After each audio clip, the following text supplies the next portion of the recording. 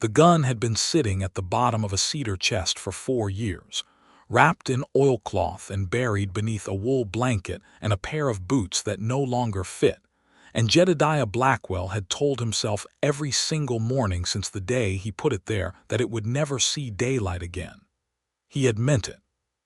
He had meant every word of that promise, even though the only person he had made it to was himself, standing alone in a rented room in Abilene, Kansas, the year 1882, staring at his own reflection in a cracked mirror, and deciding that the man looking back at him was going to be different from the man who had walked into that mirror's view. He had reasons for putting the gun away. 3 of them, in fact, though only one of those reasons still woke him up at 3 in the morning with sweat cooling on his neck, and a name on his lips that he could not say aloud without his chest caving in like rotten floorboards. He did not speak of those reasons. Not to the men he worked alongside at the Whitmore Grain and Feed, not to the widow who ran the boarding house on Elm Street where he rented his room, not to anyone who passed through the town of Callow Creek, Colorado, which was where he had eventually settled 2 years ago, having drifted south from Abilene after deciding that Kansas held too many ghosts wearing familiar faces. Callow Creek was a modest town in the eastern foothills of Colorado, perched on a bend in a creek that had more ambition than water, surrounded by short-grass prairie, and the kind of silence that made a man feel like he was the last person God had bothered to place on the earth.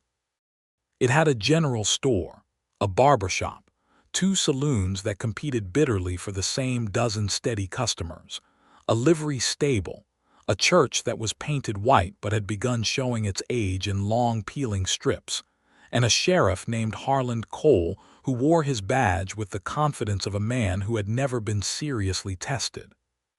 There was also, since the previous October, a woman selling apples at the corner of Main and 2nd Street. Her name was Ida Doyle. She was 28 years old, which she would tell you freely if you asked, because she said there was no dignity in hiding the number of years God had seen fit to give you. She had hair the color of dark honey and eyes that were somewhere between brown and green, depending on what the sky was doing and what mood she happened to be in. And she had a voice that was clear and direct, and did not waste syllables the way some people wasted water. She had come to Callow Creek from Missouri, from a small farming community near Independence, after her father passed of fever in the summer of 1882 and left her with no land, no siblings, and no particular reason to stay. She had taken what little money remained after the debts were paid, purchased passage west on the advice of a cousin who swore that Colorado was full of opportunity and fresh air, and arrived in Callow Creek with $23, a leather satchel, a trunk, and an idea. The idea was apples. She had acquired, through a deal with a man named Elias Grundy, who ran an orchard 12 miles east of town, the right to purchase his apple harvest at a reduced rate and sell the fruit in town for a modest profit. Grundy had been skeptical. He was always skeptical of anything that deviated from the way things had always been done. But the woman had sat across from him at his kitchen table and laid out her reasoning with such calm clarity that he had eventually just nodded and agreed, the way you sometimes agree with a person not because they have talked you into it, but because their certainty makes you feel foolish for doubting. She set up her corner stand in October of 1882, using a wide wooden board laid across 2 barrels that she had negotiated out of the saloon owner, and she arranged her apples in rows and sold them for 2 cents apiece, or a dozen for 20 cents. And she was there every morning except Sunday from 7:30 until noon, and every afternoon from 1 until 4. She wore a canvas apron and she kept a small tin cash box, and she smiled at every customer the same way with her whole face, like she genuinely meant it, which she did. Jedediah Blackwell had first seen her on a cold morning in November, 3 weeks after she had set up her stand, when he had been walking to the grain store and had passed the corner of Main and 2nd and noticed the apples. He had not noticed her first. He had noticed the apples, which were arranged with a kind of care that suggested the person who had placed them there took pleasure in small, orderly things. Then he had noticed her. She had been speaking to old George Whitmore about the weather, her breath making small clouds in the cold air, her hands tucked into the pockets of her coat. She had not been looking at Jedediah. He had simply passed and glanced and kept walking. But he had kept walking a little more slowly than usual, and when he arrived at the grain store, he could not immediately remember what he had come for. He was 33 years old. He was not a small man. He stood over 6 feet and had the kind of build that came from hard physical work over many years rather than any particular vanity about his appearance. He had dark hair with the first threads of gray at his temples, and brown eyes that people sometimes described as quiet, which was not meant as a compliment but which Jedediah had decided to take as one. He had a scar along his left jaw from a disagreement that predated his gun-laying down years by a good margin, and large hands that had learned to be careful with small things. He had no family in Callow Creek or anywhere nearby. He had a brother in New Mexico who wrote infrequently, and always ended his letters with an invitation that both of them understood would never be accepted. He had a job at Whitmore Grain and Feed that paid him a fair wage for honest work, and he had his room at the boarding house, and he had his mornings and evenings which he filled with reading and the occasional game of checkers with the barber, whose name was Augustus, though everyone called him Gus. He had not been in a fight since coming to Callow Creek.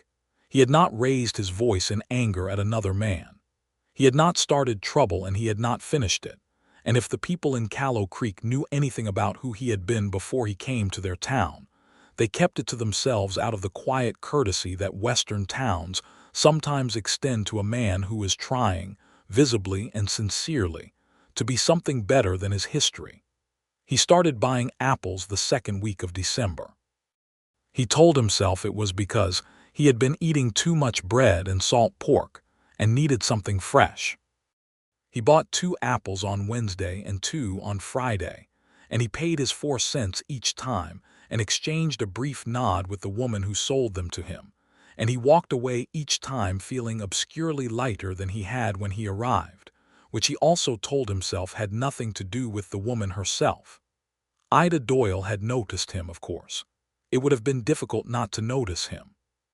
He was not the sort of man who blended into the landscape of a small town, being too tall and too watchful, and carrying himself with the kind of deliberate stillness that you saw in men who had decided very consciously where to put each foot before they put it there.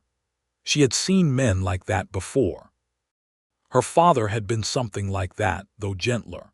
She recognized the quality of a person who was managing something internal with great effort and some degree of success. She said good morning to him each time he came to the stand. He said good morning back.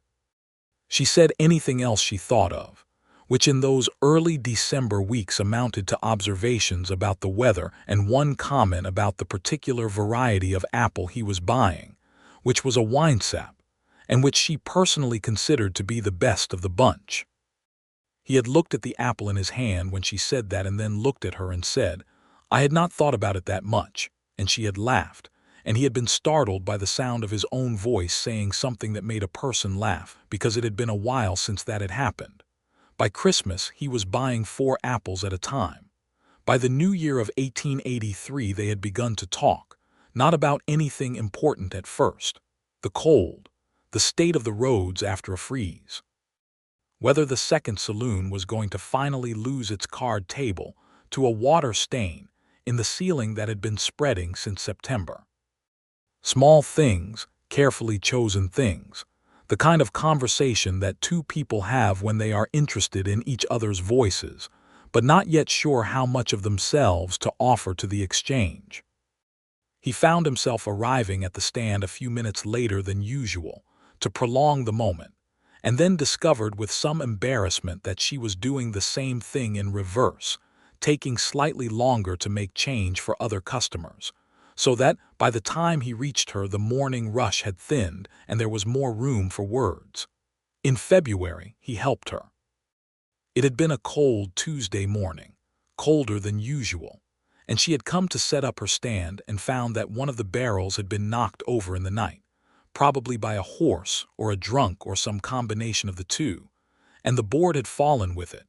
And she was standing there in the early morning light trying to right the barrel herself, and not making much progress because it was frozen to the ground and her hands were cold and the barrel was heavy. He had been walking to work, and he had seen her struggling with it from half a block away, and he had crossed the street without thinking about it, which he realized only after he was already in the middle of the road. He had righted the barrel. He had lifted one end and worked it free of the ice and set it back in its proper place with enough force to seat it firmly, and then he had laid the board back across it and the other barrel and stood back and looked at the arrangement and said, "That will hold." She had looked at him for a moment in a way that was neither grateful nor ungrateful but simply observant, the way she looked at most things, and she had said, "Thank you, Jedediah." It was the first time she had used his name. He had not told her his name, which meant she had asked someone or heard it somewhere. He had not said anything in response to that, but when he walked the rest of the way to work, he was aware that the cold morning felt less cold than it had 20 minutes earlier, and this irritated him in a way that was not entirely unpleasant. Her name. He had known her name for weeks, because in a town the size of Callow Creek you knew everyone's name whether you had been introduced or not. But hearing her say his name to him, casually and warmly and with the confidence of a person who felt entitled to use it, had done something unexpected to the interior landscape of his chest. He started walking slower past the corner on his way to work. Just to say good morning, he told himself. Just to be a neighbor, which was a thing that normal people did in the normal course of living in a small town together. She never ran out of conversation. This was something he came to appreciate about her deeply, because he himself had never been at ease with the generating of talk, had always felt that words should earn their passage before being spoken.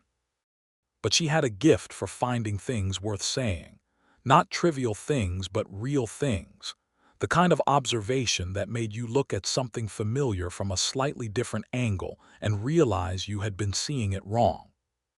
She talked about her father sometimes, with a directness that he found admirable, the way she said he had been a good man who worked hard and deserved better luck than he got. She talked about Missouri, about the flat broad fields and the way the sky looked in June. She talked about apples with genuine enthusiasm, which he had initially thought was a performance but came to understand was entirely authentic. One morning in late February, she asked him how long he had been in Callow Creek. "Going on 2 years," he said, "and before this, Abilene," he said, "before that other places." She looked at him with that observant look of hers. "You don't like to say where you are from." "I don't like to talk about before," he said, and then wished he had chosen a different phrasing because it sounded dramatic in a way that invited questions. But she only nodded and said, "That is all right. Some people carry their befores differently than others." He thought about that sentence for 3 days. He thought about it while lifting grain sacks and sweeping the floor of the store and lying in his bed at night listening to the sound of the wind working at the boarding house windows. He thought about the particular quality of her understanding, which was not the soft, sympathetic understanding that made a person feel pitied, but something more like recognition, the understanding of someone who had their own befores to carry. March came in with cold winds and left with the first pale suggestions of warmth, and through all of it Ida Doyle was at her corner every morning and afternoon except Sunday, and through all of it Jedediah Blackwell found reasons to pass that corner more often than any direct route between his boarding house and his place of work required. And the people of Callow Creek, who were the same people in every small western town who notice everything and say nothing until they have enough material for a real conversation, began to smile when either of the two names came up in discussion. April arrived with real warmth and with the first wildflowers on the prairie slopes east of town, and with a problem. His name was Court Fielding, and he rode into Callow Creek on the 9th of April, 1883, with two other men whose names Jedediah would learn later were Denny Gale and Pete Sorensen. Fielding was somewhere in his mid-30s, broad across the shoulders, with a face that looked like it had been rearranged more than once by various arguments, and he wore his gun on his hip with the ease of a man who had never once thought about putting it somewhere else. The three men took rooms at the larger of the two saloons, which also kept a few beds for travelers, and they spent their first night in town drinking and making themselves generally known to the establishment with the kind of casual loudness that is less about celebration than about announcement, the statement of arrival that certain men feel compelled to make in every new town, as if the town itself needs to be informed of their importance. Jedediah had been in the saloon that first night, not for any particular reason, but because Gus the barber had suggested a game of checkers, and the saloon had the best table, and he had watched Fielding and his companions from across the room with the instinctive watchfulness of someone who had spent years reading rooms and had never entirely lost the habit. He did not recognize Fielding. He did not think Fielding recognized him. He finished his game of checkers and walked home and put the three men in a corner of his mind, where he kept things that were not yet problems but might become them. The next morning, Fielding and his two men came out of the saloon at around 9 o'clock and walked down Main Street in the way that men do when they own the road they are walking on, spreading out a little, moving slowly, making other people navigate around them. Jedediah was at the grain store, visible through the open front door, and he watched without appearing to watch as the three men drifted down the street. They arrived at the corner of Main and 2nd. Ida was there with her apples. She had been there since 7:30, and she was in the middle of a sale to the widow Garrity, counting change out of her tin box, when Fielding stopped in front of her stand and looked at the apples and then looked at her. "These are pretty," he said, and it was clear from the way he said it that he did not mean the apples. Ida looked up from her change counting and assessed the situation in approximately 2 seconds, which was all the time she needed. She finished counting the widow's change and handed it over and said goodbye and then turned her attention fully to the three men. "Good morning," she said. "Winesaps are 2 cents or a dozen for 20. "I do not want to buy apples," Fielding said. "Then I would suggest moving along," she said pleasantly. "You are standing in front of my display." One of the other men, the one who was Gale, laughed a short, ugly laugh. Fielding smiled. It was the smile of a man who found other people's directness amusing in the way that a cat finds a mouse amusing. "What is a woman like you doing selling apples alone on a street corner?" he said. "Making a living," Ida said. "You should not be doing that alone," Fielding said. "A woman on her own in a rough town, that is not safe." "Callow Creek is not particularly rough," Ida said, "and I am not particularly alone. The widow Garrity is right there and Mr. Whitmore is not 50 feet away, and I expect this conversation is visible from several windows." Fielding leaned forward and placed both hands on the edge of her board, and the apples shifted slightly from the impact, and he said, in a lower voice that was still perfectly audible in the quiet morning street, "What if I made it worth your while to close up this little stand and come have a proper breakfast with me?" Ida looked at his hands on her display board. Then she looked at his face. Her own face was perfectly composed. "Remove your hands from my property, please," she said. "That is not exactly an answer," Fielding said. "It is the only answer I have for you," she said. Fielding's expression did not change, but something behind his eyes did, some shift in the pressure of his attention. He said, "I think you are not understanding who you are talking to." "I think," Ida said, "that I am understanding it perfectly well." And that was when Fielding said it. He said it quietly, conversationally, the way you might tell someone what the weather was going to do later in the day. He said, "A woman alone with a little cash box and no one watching out for her. That is a fragile situation. Things could happen to it. Things could happen to her." The street was not entirely quiet. There were birds. There was the sound of a wagon somewhere on the other side of town. but the immediate corner of Main and Second had gone the particular way that spaces go when everyone in them has heard something and is deciding what it means.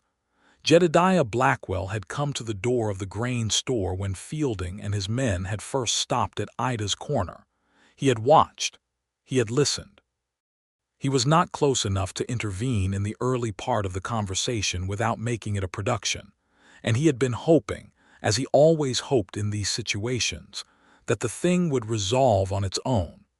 He had been watching Ida handle herself, and he had thought, with something that was equal parts admiration and tension, that she was handling it better than most men would.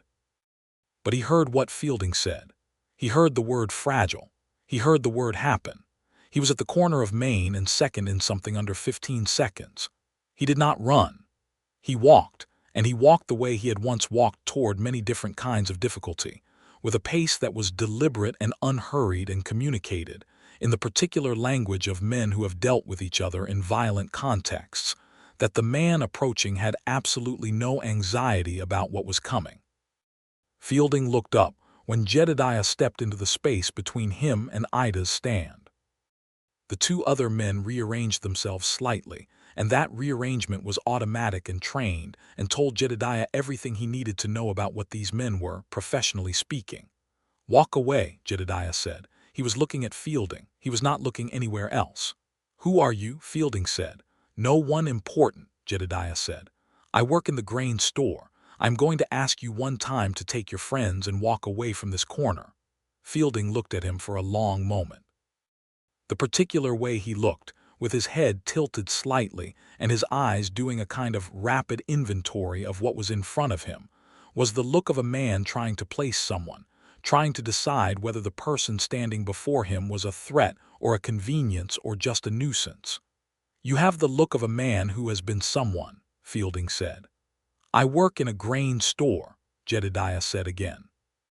"You also have the look of a man who has put that away," Fielding said, and glanced at Jedediah's hip, which was empty of anything resembling a weapon.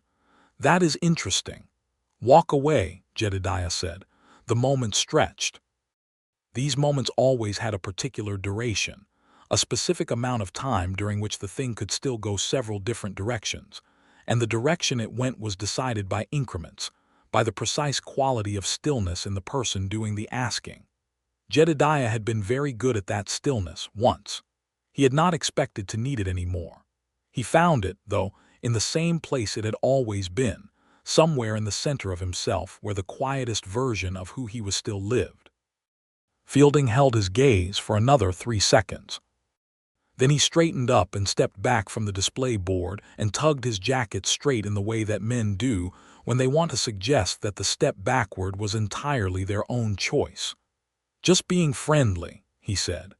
"I am sure," Jedediah said. Fielding looked past him at Ida, and the look lasted just long enough to be its own kind of message. Then he turned and walked down Main Street with Gale and Sorensen flanking him, and all three of them went back into the saloon, and the door swung shut behind them. Jedediah stood at the corner for another moment. Then he turned to Ida. She was standing very straight, which was the posture of a person who had been frightened and was not going to show it.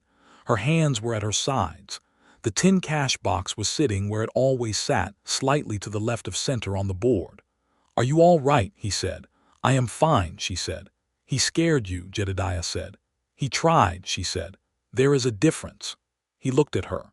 She looked back at him with those brown-green eyes that were very calm on the surface and very busy underneath.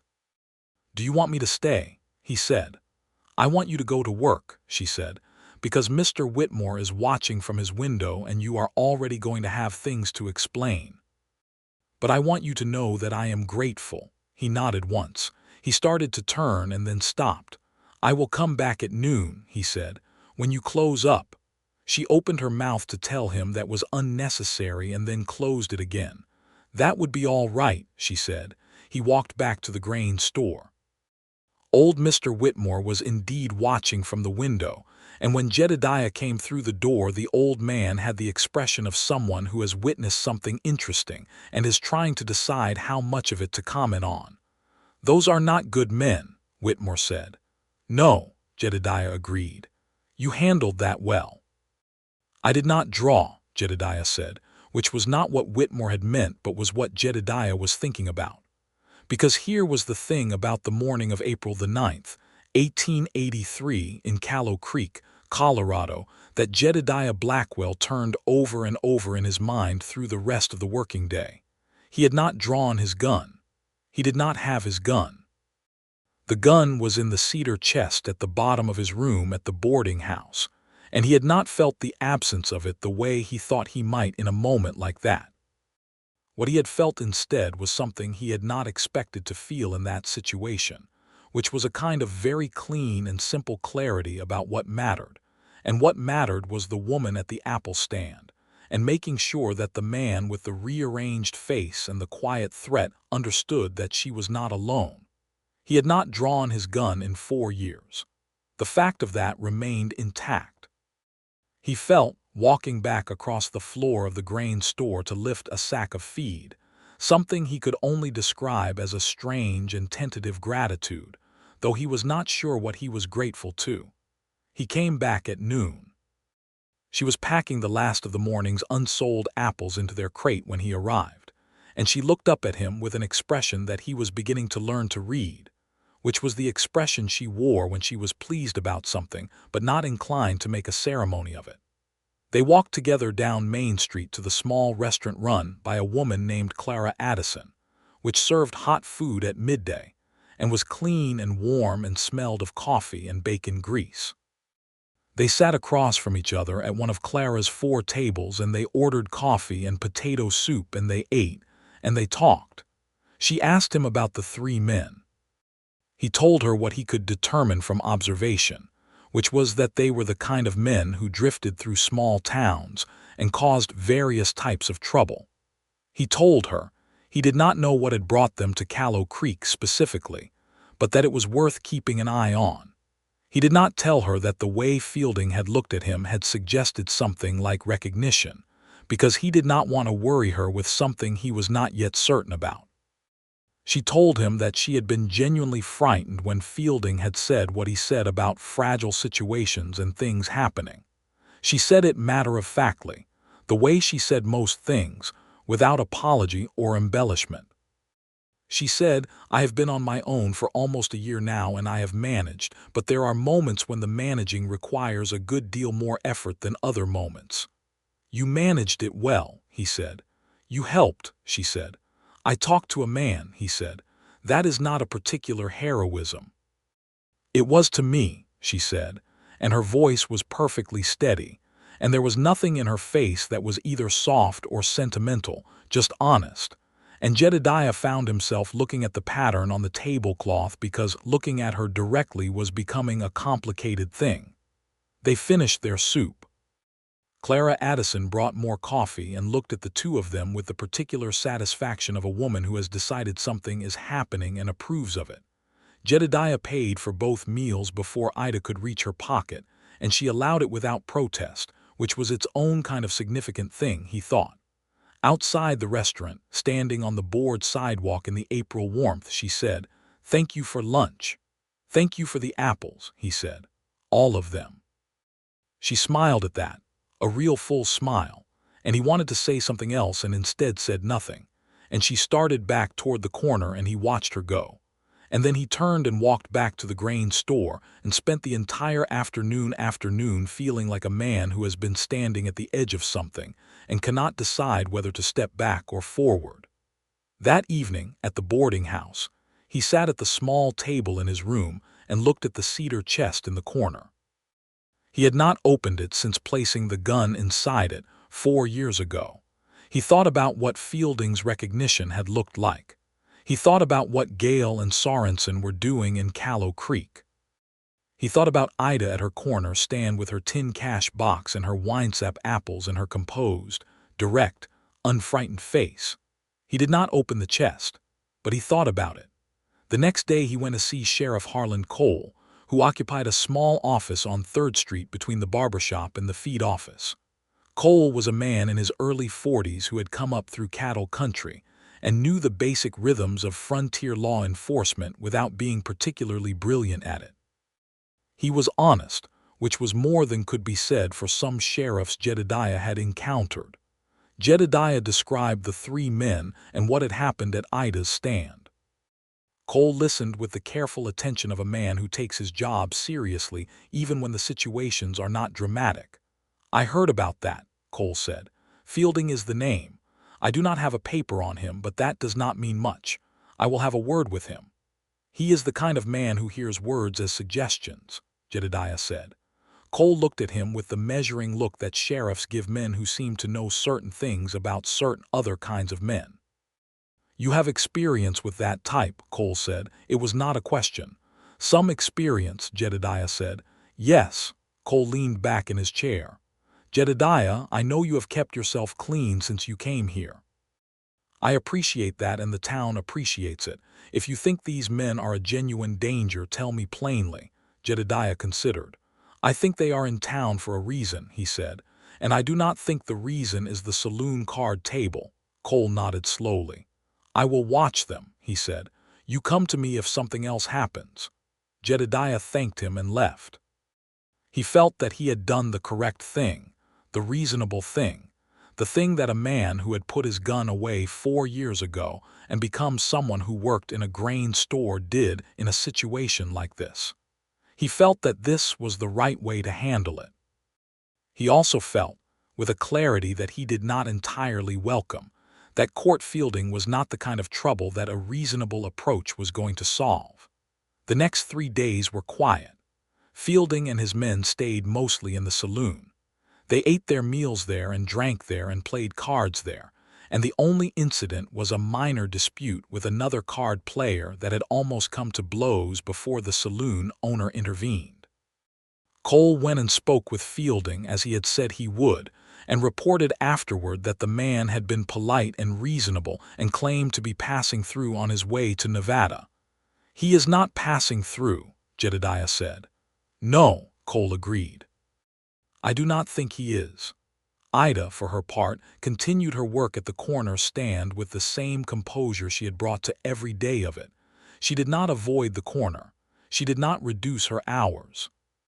She was there every morning and every afternoon, and when Fielding and Gale came out of the saloon one afternoon and walked past the corner without stopping, she did not look away from what she was doing, which was demonstrating a level of nerve that Jedediah, watching from the doorway of the grain store, found both impressive and deeply worrying. He found excuses to be visible from the corner when he could. He brought his afternoon sandwich to the doorway of the store, which faced the corner, and ate it standing there. He arranged to make a delivery to the barber shop, which was past the corner, in the middle of the afternoon. He was not subtle about it, and he knew he was not subtle about it, and he found that he did not particularly care. On Thursday evening, Ida came into the boarding house for the first time. She came to return a book that Mrs. Hargreaves, the widow who ran the house, had lent to her, and she stood in the parlor with the book in her hands while Mrs. Hargreaves thanked her, and Jedediah came down the stairs and stopped on the bottom step when he saw her there in the warm light of the parlor oil lamp, in her coat with her hair slightly wind-touched, and for a moment the whole world reduced to that particular image and nothing else. She looked up and saw him on the stairs. "Good evening," she said. "Good evening," he said. He came down the last step and into the parlor. Mrs. Hargreaves said she was going to get the tea, with the specific urgency of a woman who has decided to be elsewhere. They stood in the parlor. The lamp made the room orange and warm. Through the window the main street of Callow Creek was going dark in the early evening, the light fading out of the sky in the west in great bands of orange and pink. "Are you reading much?" he said, nodding at the book. "I read every evening," she said. "It is my favorite part of the day. Do you read?" "When I can find something worth reading," he said. She tilted her head slightly. "What are you reading now?" he told her. It was a history of the Southwest, a factual account of the land and its people that he had found in the back of the general store, and which he was working through slowly. She said she had never read anything like that, and he said it was worth trying, and she said maybe she would, and he said he would bring it to her when he finished, and she said she would like that, and Mrs. Hargreaves came back with the tea. They drank tea in the parlor for an hour. Mrs. Hargreaves sat with them for 10 minutes and then declared herself tired and retired to her room. And again this was done with the specific timing of a woman conducting a campaign. Jedediah and Ida sat on opposite sides of the small parlor and drank their tea and talked, and the talking came easier than it had ever come for Jedediah with any person, which was a fact he noticed with the same mix of surprise and gratitude that he always felt when something he had stopped expecting turned out to still be available to him. She talked about what she wanted for the apple business. She had plans. She was not content to remain at a street corner forever. She wanted eventually to have a small shop, a proper establishment with a counter and a door and perhaps some other things besides apples, preserves maybe, dried fruit, things that kept. She had been saving carefully and she thought in 2 years, perhaps 3, she might have enough for a first month's rent on one of the empty storefronts.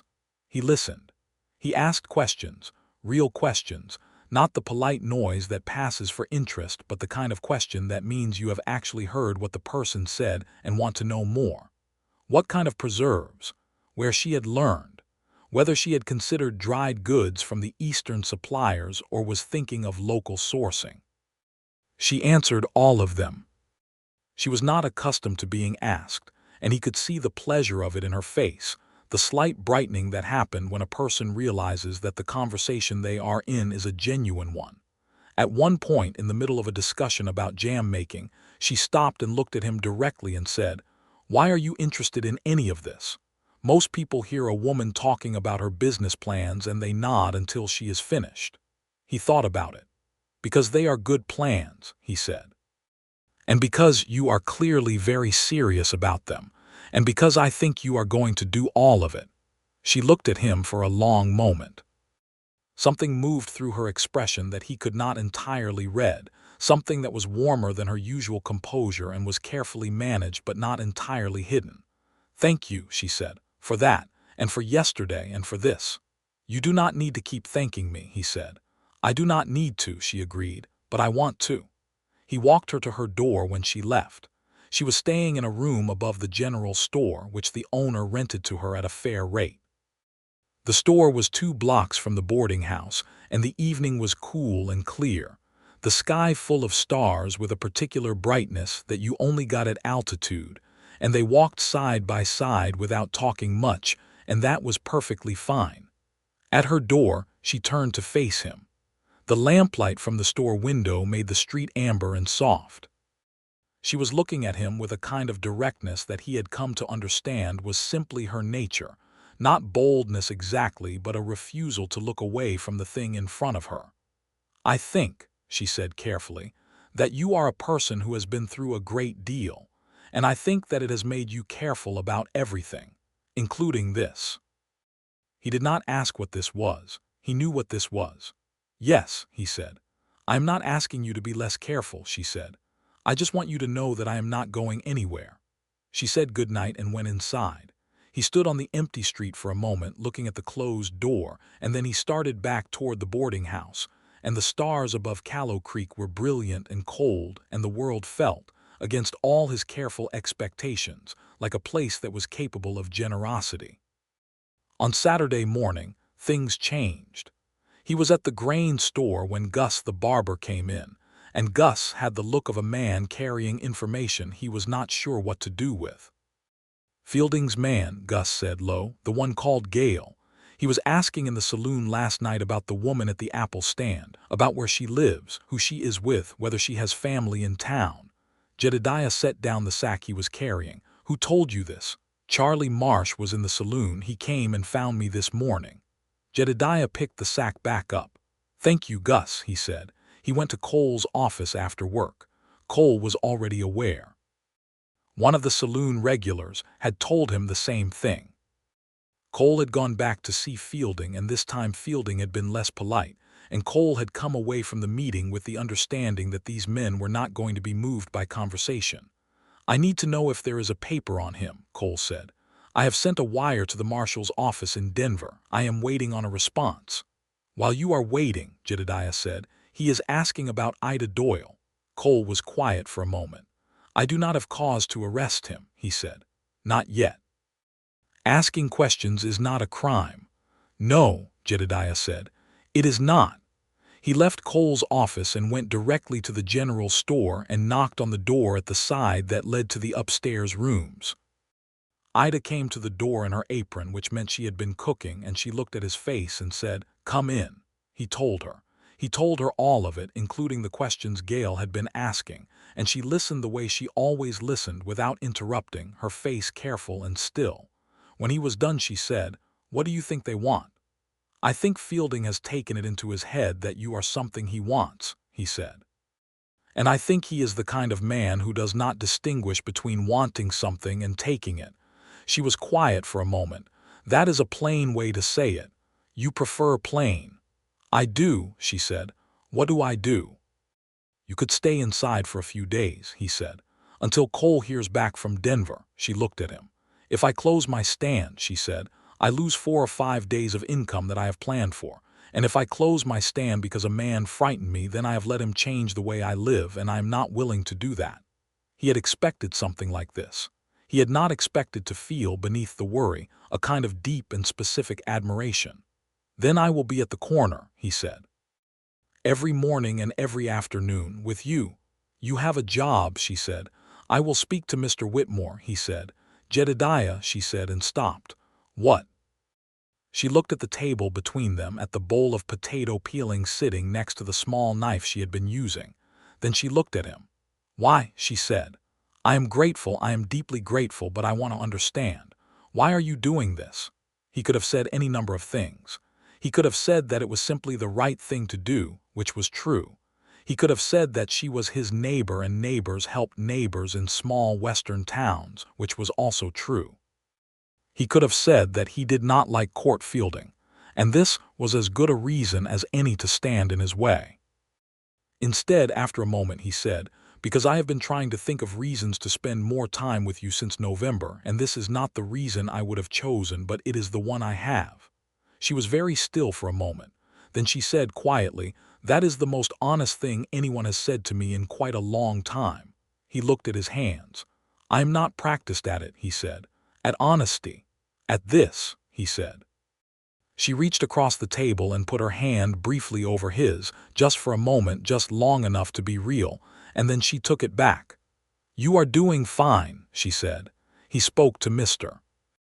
Whitmore, who was old and shrewd and had already worked out most of the situation on his own, and Whitmore told him to take whatever time he needed, and the sacks of feed would wait.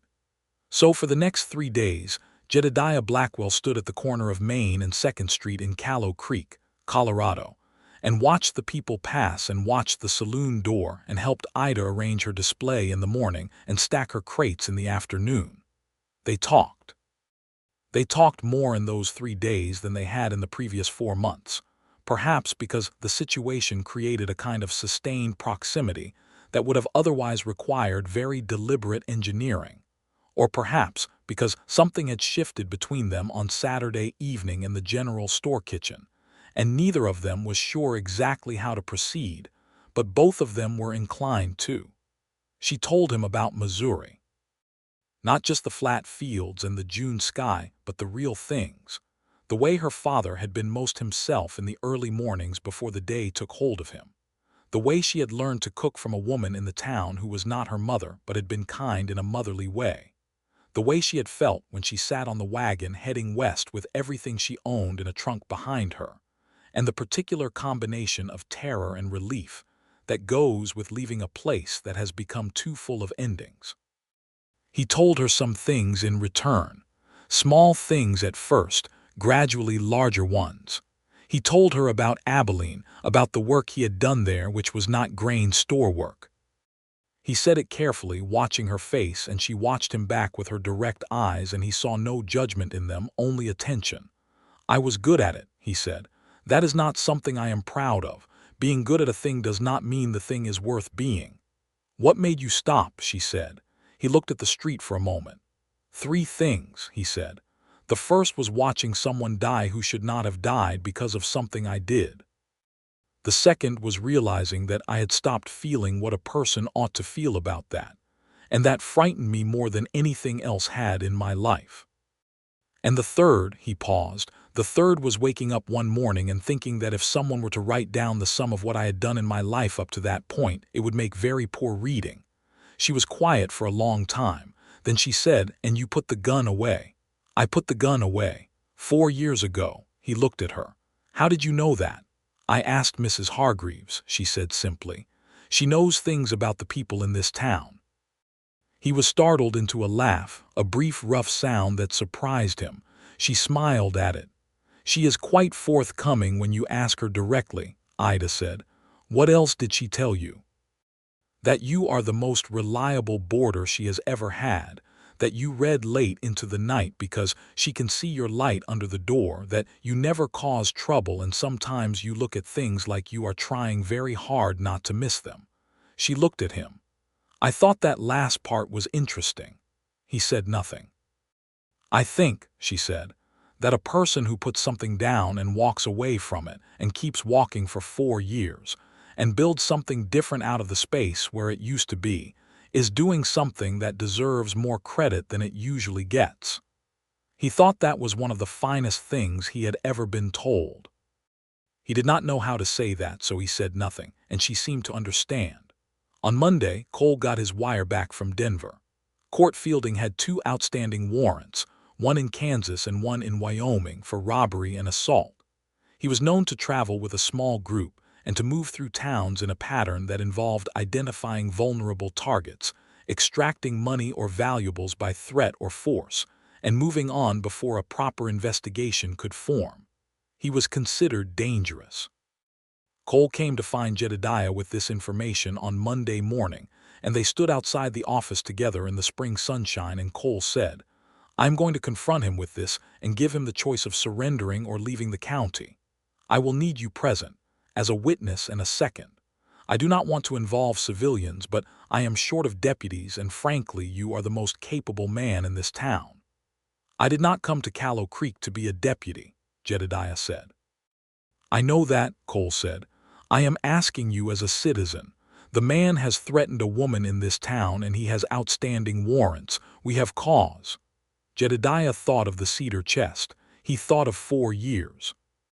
He thought of the very clean and simple clarity he had felt when he had walked across the street on the morning of April the 9th and placed himself between Fielding and Ida's stand.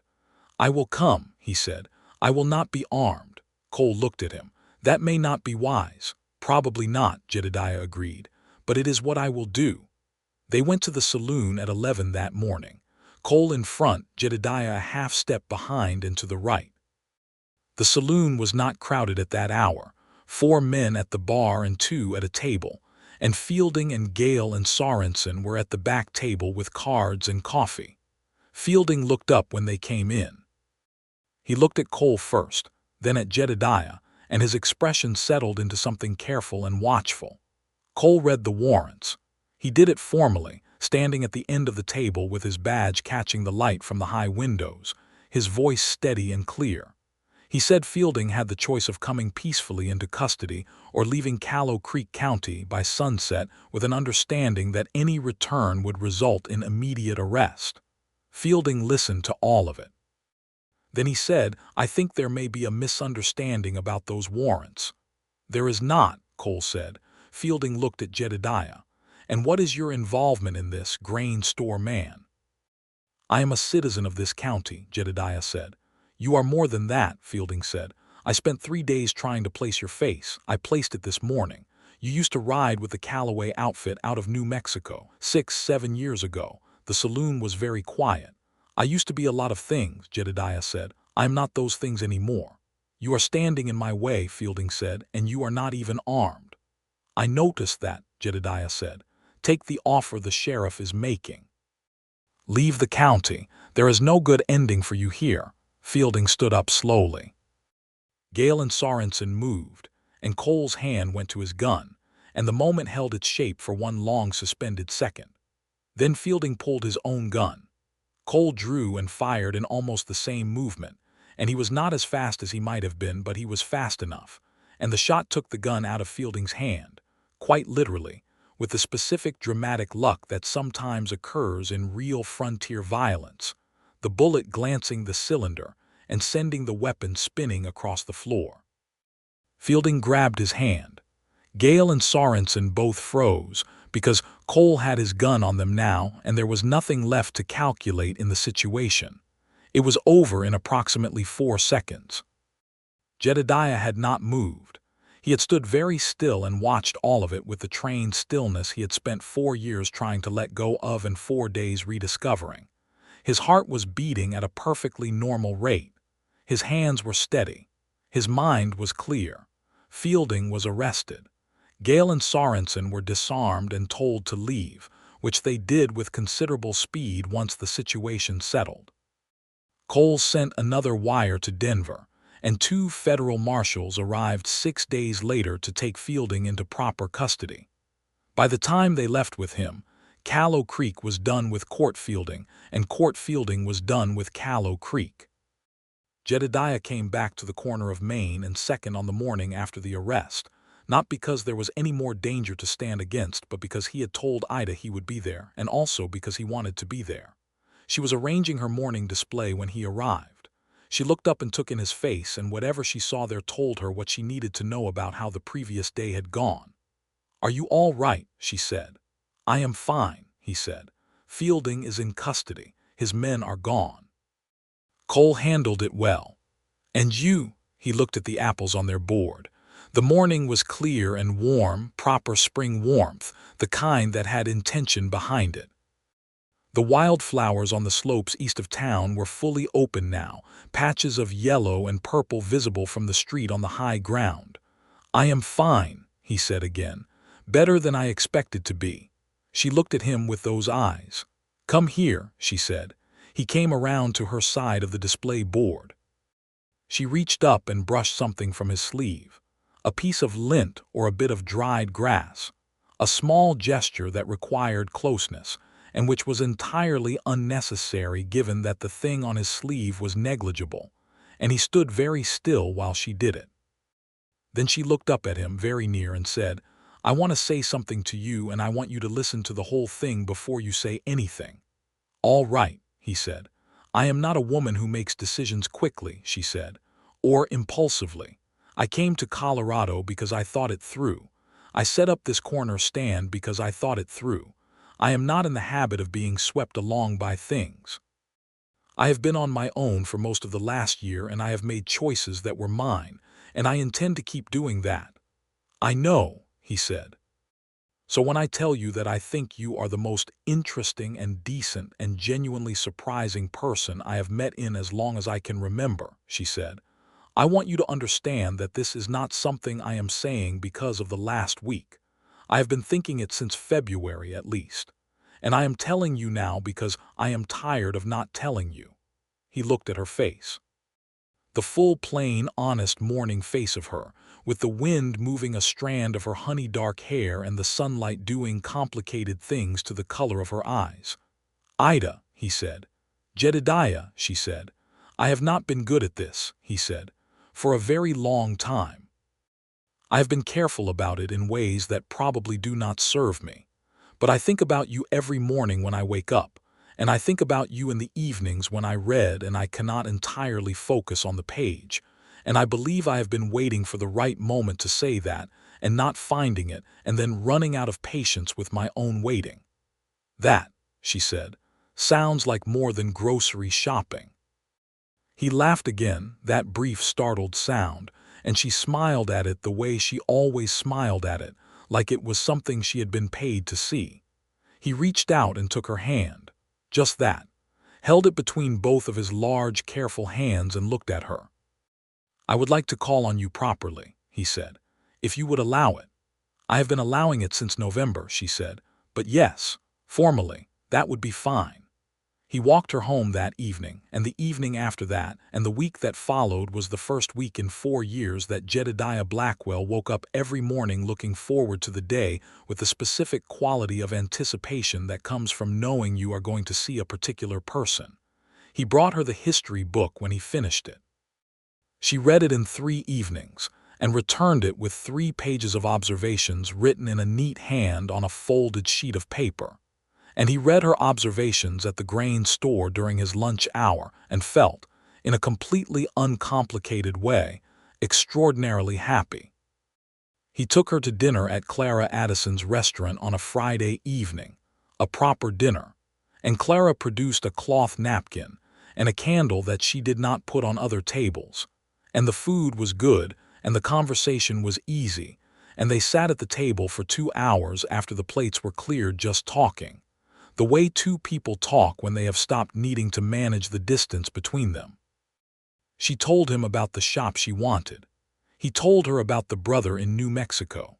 She asked about the brother, really asked, and he told her more than he had expected to, about who his brother was and why the letters stayed infrequent, about the kind of family they had come from, a working family in Texas, horses and cattle and very little sentimentality.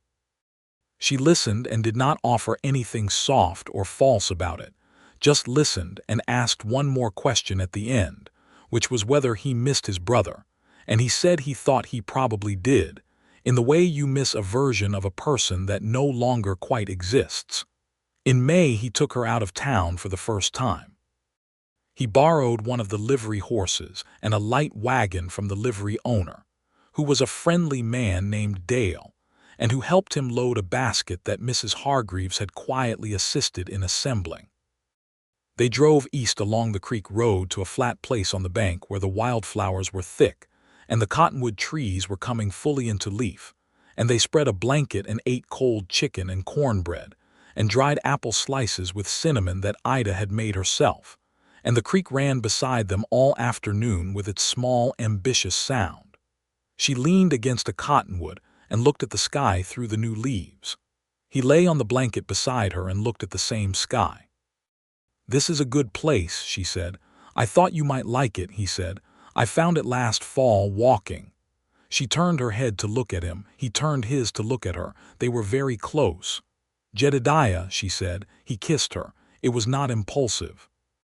He had thought about it and decided that the thinking had gone on long enough and the moment was the moment, and he kissed her gently and carefully, because everything with her he wanted to do gently and carefully, and she kissed him back with a completeness that told him she had also been thinking about it for some time.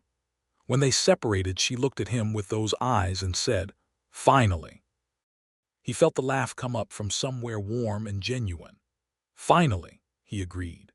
They drove back to town in the late afternoon with the low sun in their eyes and her hand on his forearm where it rested on the wagon side, and Dale at the livery watched them return with the expression of a man who has no particular opinions but is quietly satisfied about something.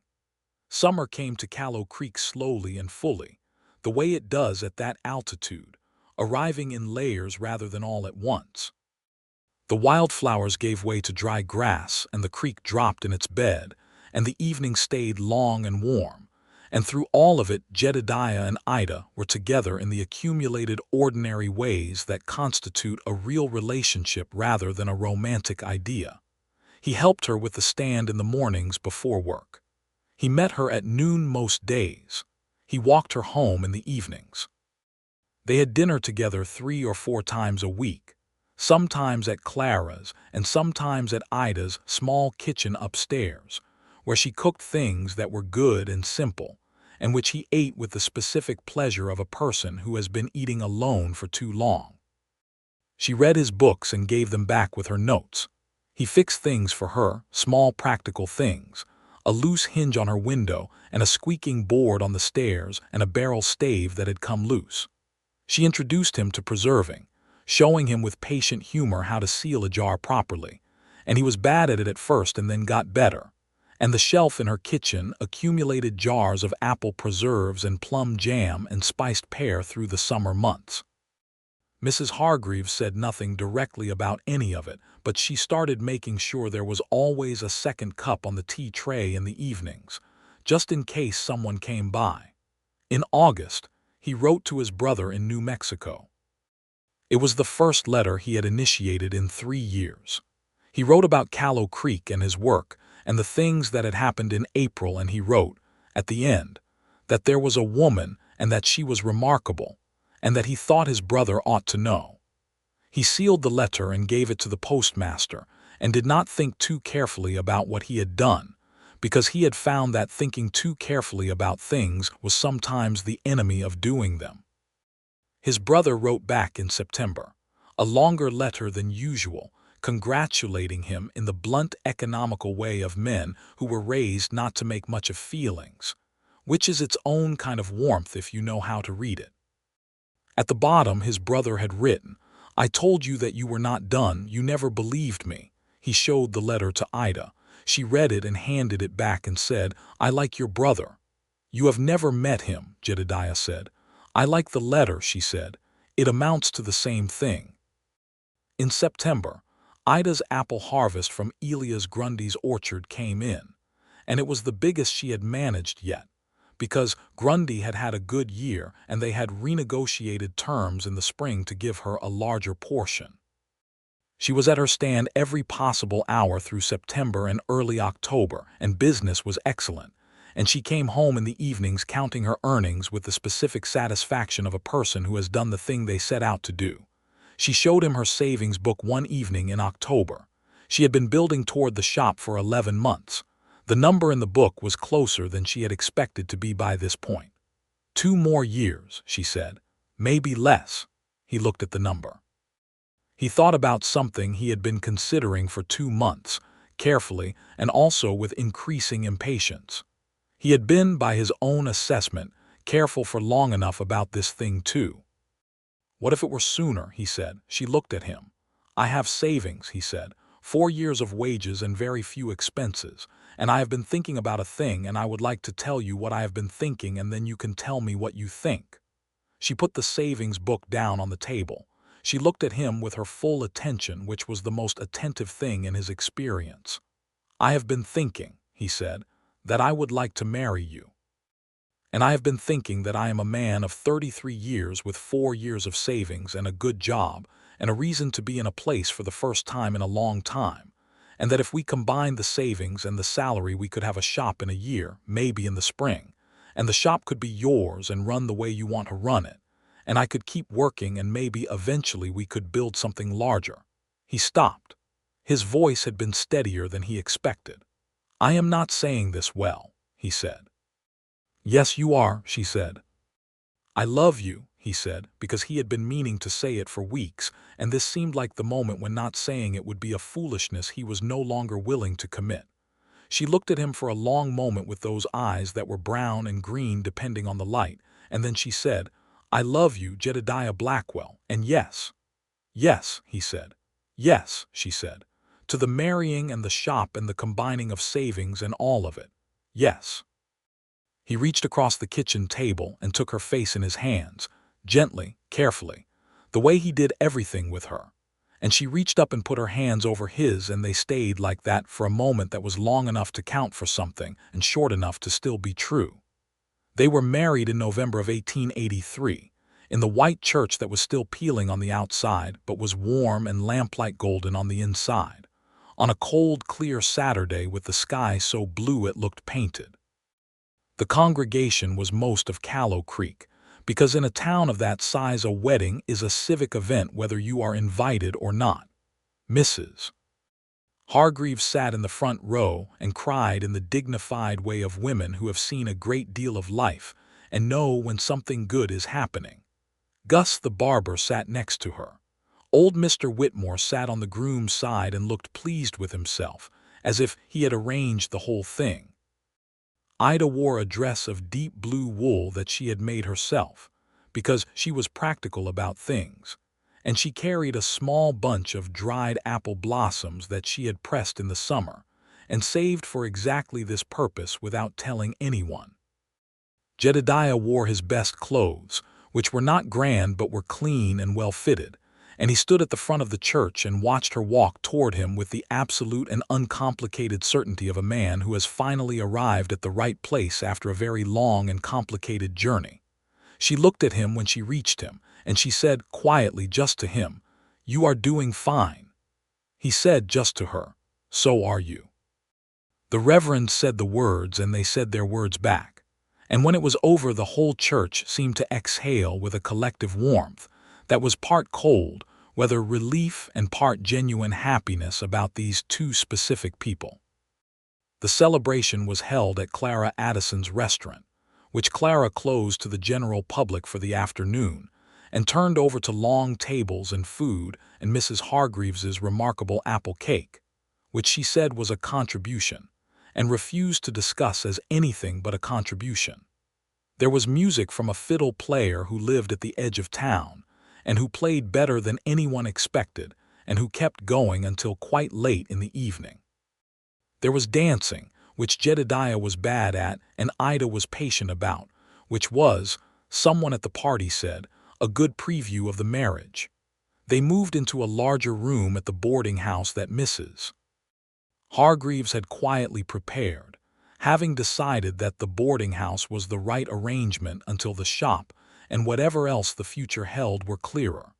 She reduced their rent to a rate that was technically accommodation, but was really a wedding gift, and she refused to discuss that either.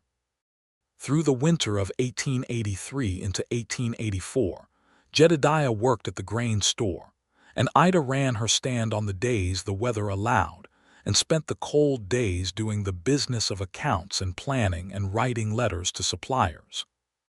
They had their evenings together and their Sunday mornings, and the accumulated thousand small moments of being two people in the same life. And it was better than anything Jedediah had imagined from the floor of a rented room in Abilene, Kansas, staring at a cracked mirror, deciding to be someone different. In March of 1884, they signed the lease on a small storefront on Main Street, 3 doors down from the grain store, which had the advantage of a good south-facing window and a solid counter, and enough room in the back for storage. Ida had the name of the shop ready. She had been thinking about it since she arrived in Callow Creek. She called it Doyle's Corner, which Jedediah pointed out was technically Blackwell's Corner now, and she pointed out that she had founded it as Doyle and the name had history, and he said she was absolutely right and the name was perfect.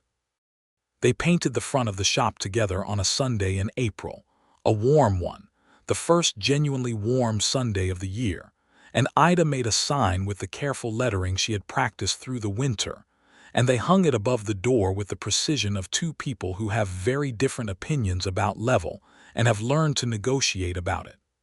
Doyle's Corner opened on the 1st of May, 1884.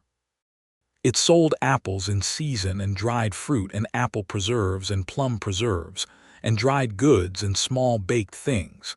And eventually, in a corner near the door, a small selection of books that Jedediah had quietly lobbied for and which turned out to be one of the most popular features of the shop.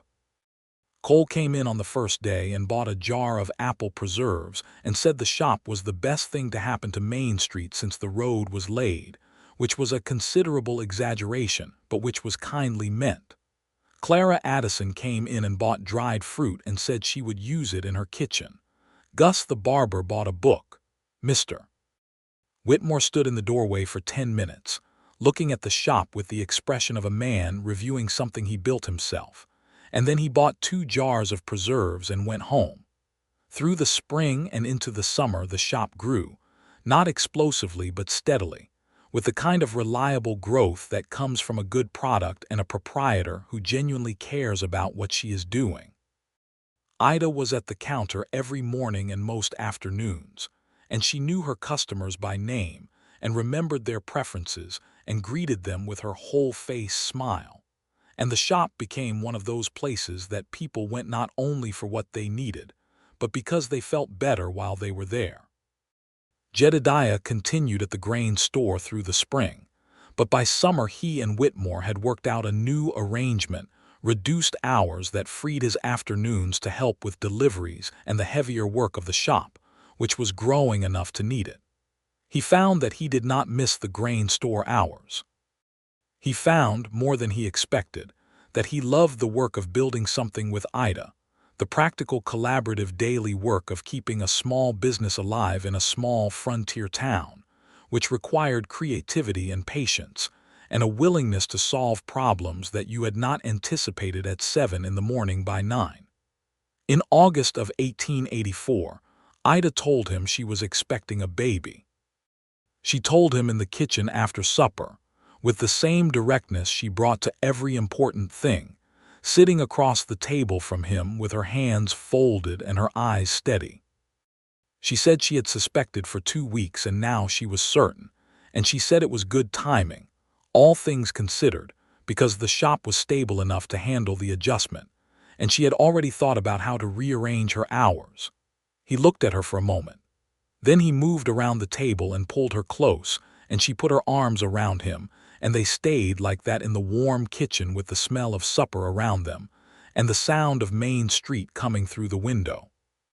"I did not expect this," he said into her hair, "any of this. 4 years ago I would not have believed any of this was still possible.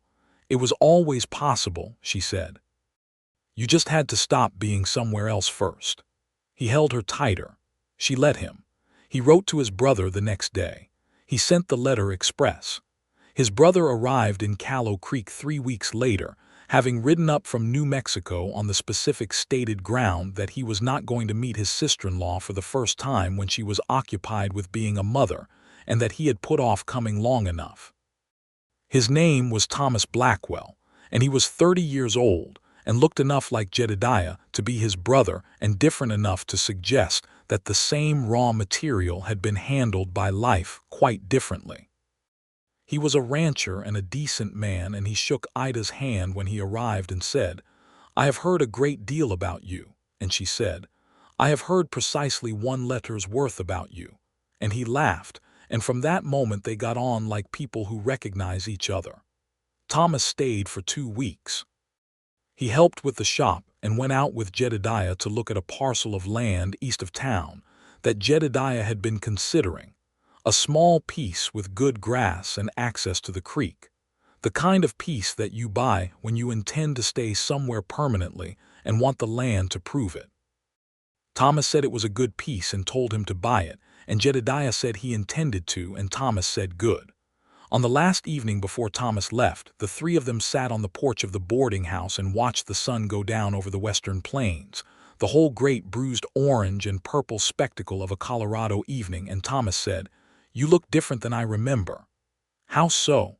Jedediah said. Thomas considered. "Like you landed," he said. Jedediah looked at Ida, who was sitting beside him with her hand in his, and her free hand resting on the small but unmistakable evidence of the coming spring. She was looking at the sunset, at the particular orange of it that made the whole town look like it was held in a lantern. "I did," he said.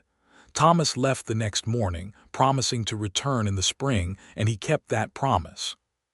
The winter of 1884 into 1885 was cold, and the shop was warm, and the boarding house was warm, and Callow Creek was the specific kind of quiet that a small town achieves in winter, when the population draws a little closer together simply for practical warmth, and the pace of everything slows to something manageable. Ida managed the shop with decreasing hours as the winter deepened, and Jedediah managed most of the daily operation while she rested, and they found that working together in the close quarters of the shop was something they did very well, with a natural division of tasks that had emerged organically from their different strengths. She read in the evenings. He read beside her. They argued cheerfully about books and more seriously about business decisions, and never, in any of it, with anything that felt like the wrong kind of distance. Mrs. Hargreaves brought soup on the coldest evenings without being asked, and said it was too much for one person, and she could not eat it all herself, and neither of them said anything about this because it was a kindness, and kindnesses should be received gracefully. In March of 1885, their son was born. He was born on a Tuesday, during a late snowstorm that made the streets of Callow Creek white and quiet, and he arrived in the world with considerable protest about the transition, which the midwife, a capable woman named Louise, said was a good sign. He was healthy and large, and had his father's hands and his mother's eyes, and the specific new person smell that makes a person understand for the first time what the word precious actually means. They named him William Thomas Blackwell, William for Ida's father, who had been William Doyle and who deserved to have his name carried forward.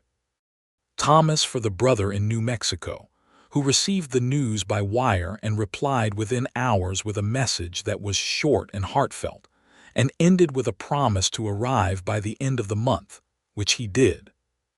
Thomas arrived on a clear April day and held his nephew with the specific careful awkwardness of a large man holding something small and fragile, and the look on his face was one that Jedediah would not forget. "He is a fine boy," Thomas said. "He is," Jedediah said. "He has your stubborn jaw." "He has his mother's eyes," Jedediah said. "He will be fine." Thomas laughed and handed William back to Ida, who received him with the ease of a woman who had been doing this for a month and had already figured out what worked. She sat in the chair by the window with the baby and the afternoon light on both of them, and Jedediah stood in the doorway of the room and thought about the cedar chest in the corner. That evening, after Thomas had gone to his rented room at the other boarding house and Ida and William were asleep, Jedediah opened the cedar chest for the first time in 4 years. He unwrapped the gun from its oilcloth carefully, the way you handle something that has its own particular history. It was a Colt single-action army, the kind they called the Peacemaker, which had always struck him as an ironic name given everything he had done with it. He held it in his hands and looked at it. He thought about everything it represented, which was a great deal.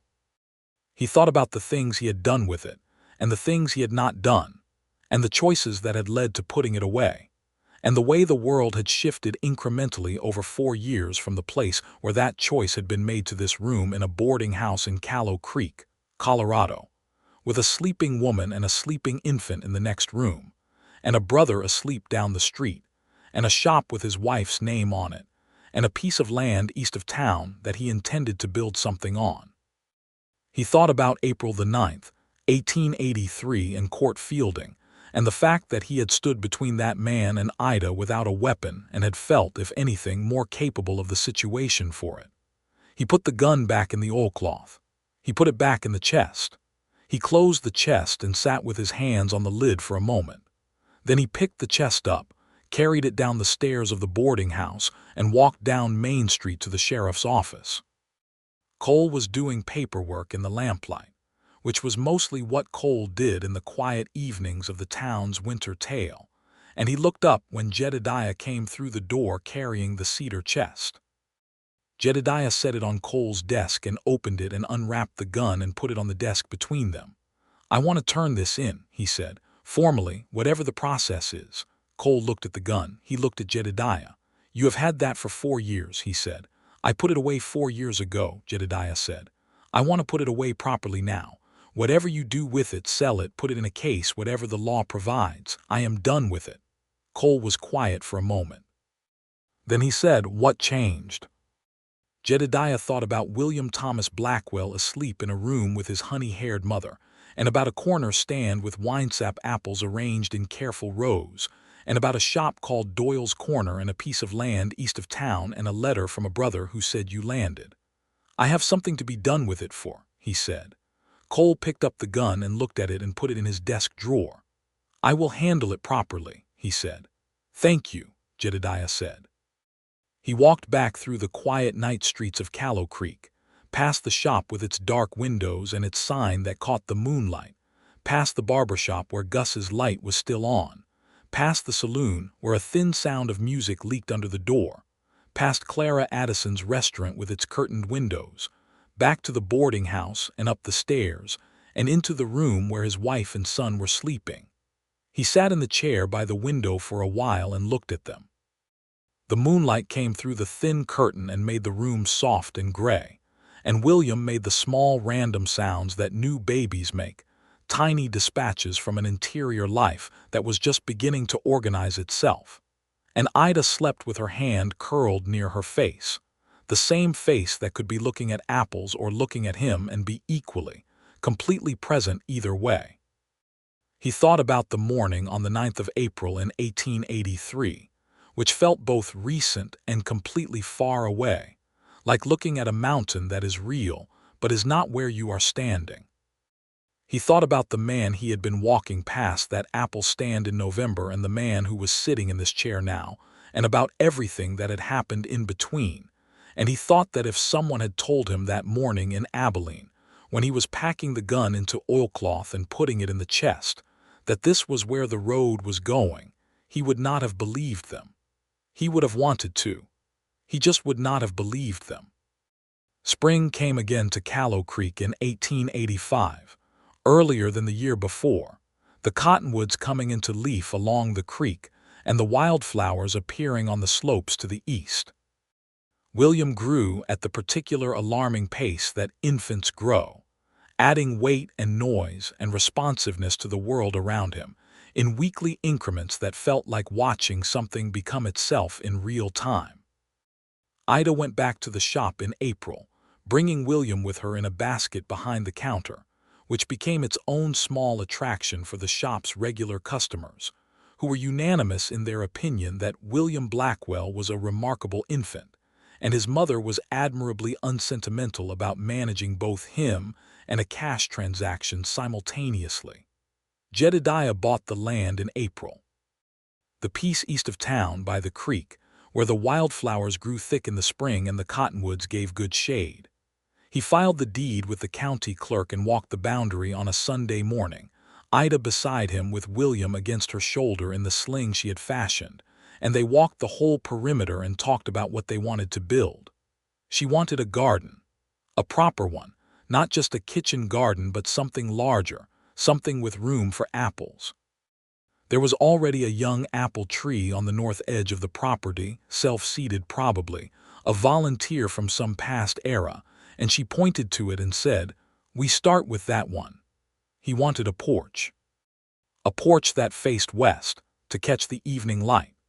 They agreed on both of these things, as they agreed on most things, with the easy negotiation of two people who have a common direction and are genuinely interested in each other's preferences.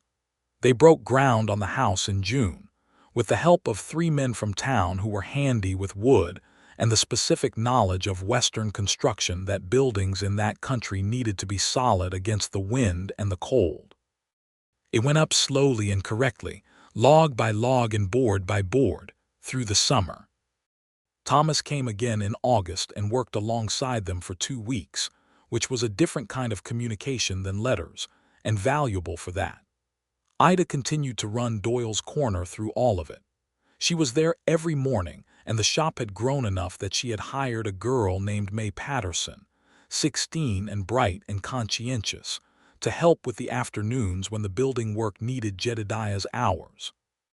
The shop had a reputation now, not just in Callow Creek but in the surrounding area, and people came in from the ranches east and north on their supply days and bought preserves and dried goods and sometimes a book, and Ida knew all of their names and what they had bought before. The house was ready by November. They moved in on a Saturday, a bright cold Saturday, and Mrs. Hargreaves helped and cried, and Clara Addison brought food, and Gus brought a bottle of whiskey that he said was for warming the house, and which was consumed with gratitude by everyone present including, in very small symbolic quantities, Mrs. Hargreaves. They put William down in his room, which was the small room off the kitchen, warm and south-facing, and they stood in their own bedroom for the first time and looked at each other. "We built this," she said. "We did," he said. She walked to the window and looked out at the land in the late afternoon light, the creek visible as a silver line in the distance, the apple tree on the north edge bare-branched against the sky. He came to stand beside her. "Are you happy?" he said. She turned to look at him, and the look on her face was not the careful, composed face she wore in public, but something more private and complete, a kind of happiness that has been examined and found to be real. "I am very happy," she said, "more than I thought I would be when I was sitting on that wagon heading west." "What did you think you would be?" "I thought I would be fine," she said. "I thought I would manage well and find something stable and be all right. I'm a practical person. I knew I could do that." She paused. "I did not expect this." "This," he said. "This," she confirmed, and her hand found his. The porch faced west, as they had planned, and they sat on it that first evening in their coats, bundled against the November cold, with William asleep inside and the whole great western sky going through its evening performance, orange into pink into purple into the first deep blue of night, the stars appearing one by one in the high clear air of Colorado, and the town of Callow Creek visible as a scatter of yellow lights in the valley below. He thought about the cedar chest. It was in the house now, in the corner of their bedroom, empty of the gun and full of blankets. He had not thought to replace it. The blankets were useful and the chest had good solid cedar smell, and it was just a box now, which was exactly what it should be. He thought about the apple stand at the corner of Main and 2nd, and the morning he had walked past it in November of 1882 and seen the apples first and then the woman, and the slow and carefully unmistakable way he had walked toward everything she represented without quite admitting, for several months, that he was walking toward it. He thought about the 9th of April and how he had crossed that street without thinking, and how the movement had been the most honest thing he had done in years. "Can I tell you something?" he said. She turned to look at him on the porch in the dark, her face lit by the warm light coming through the window from inside. "Always," she said.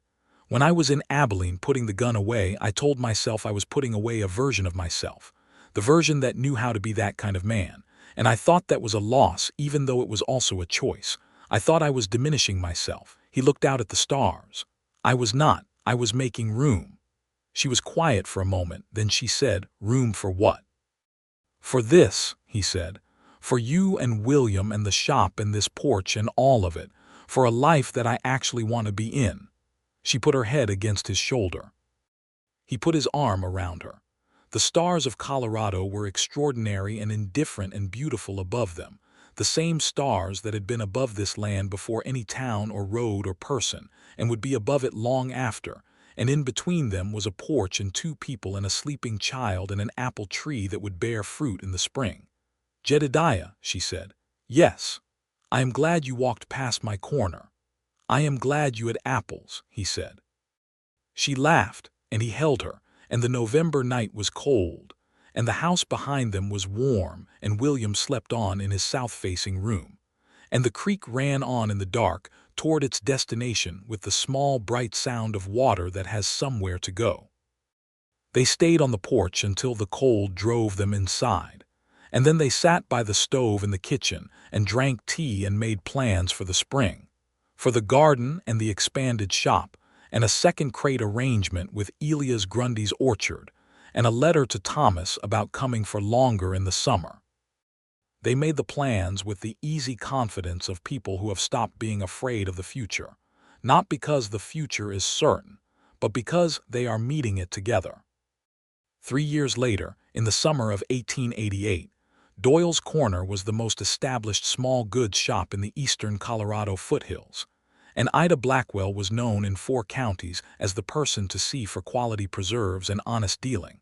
And their daughter, Ruth Doyle Blackwell, was born in July of that year in the house by the creek, with the apple tree in full leaf outside the window, and William Thomas Blackwell, who was 3 years old and deeply interested in the event, watched his sister arrive with the profound and somewhat offended curiosity of a first-born child confronting competition. Thomas was there, having made good on his promise to be present for important events. He sat on the west-facing porch with Jedediah while Louise the midwife worked inside, and they sat in the summer evening and did not talk much, because some situations do not benefit from talking.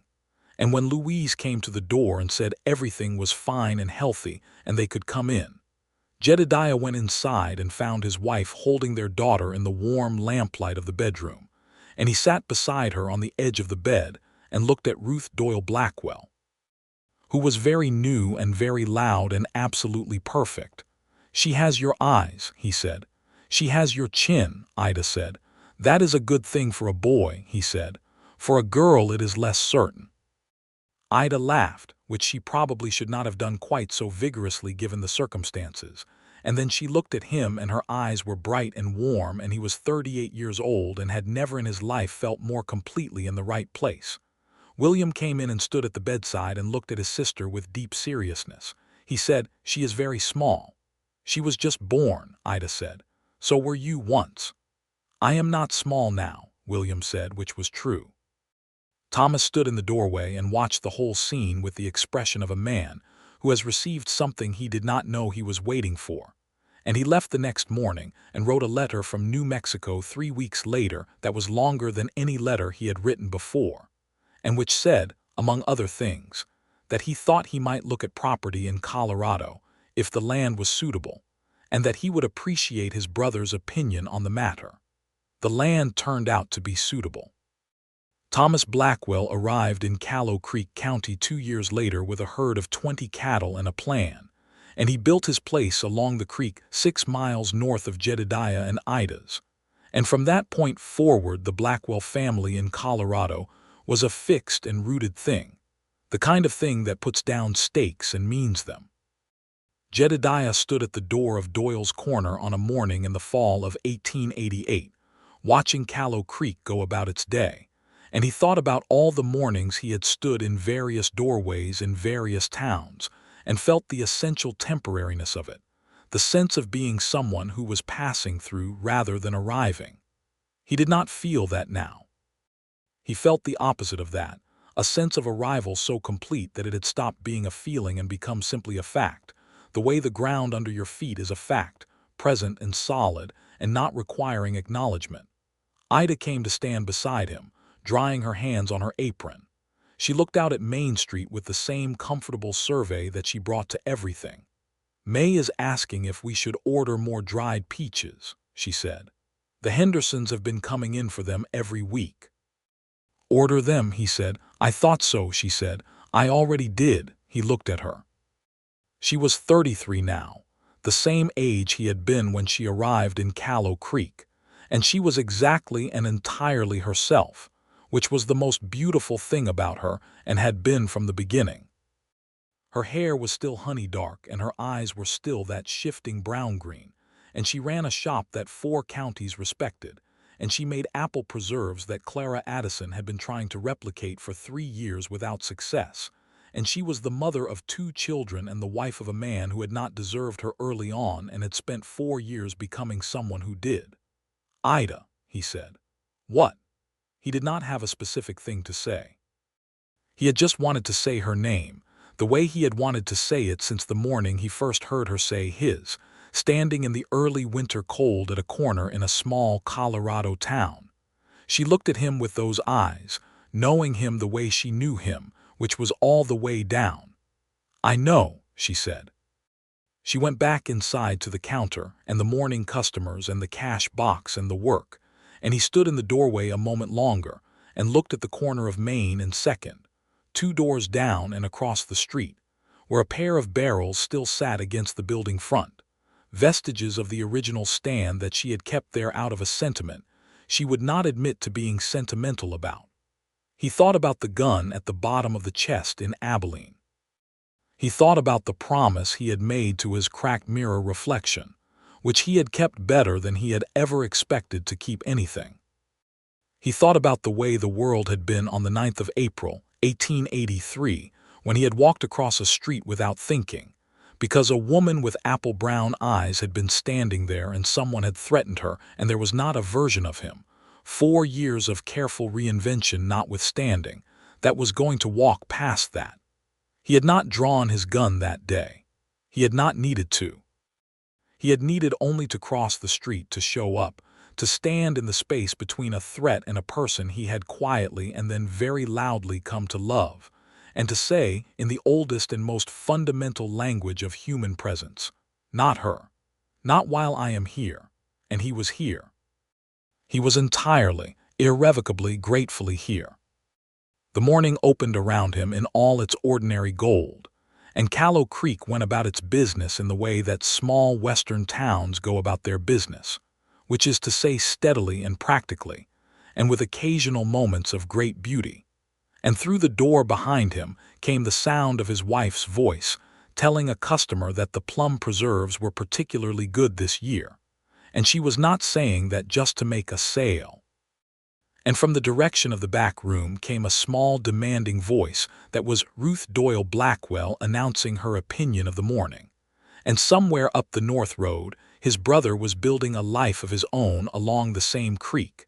And the apple tree in the yard was heavy with late-season fruit, and the porch was waiting for the evening, and every single thread of it was tied, closed, completed, and real. Jedediah Blackwell turned away from the doorway and went back inside to his life.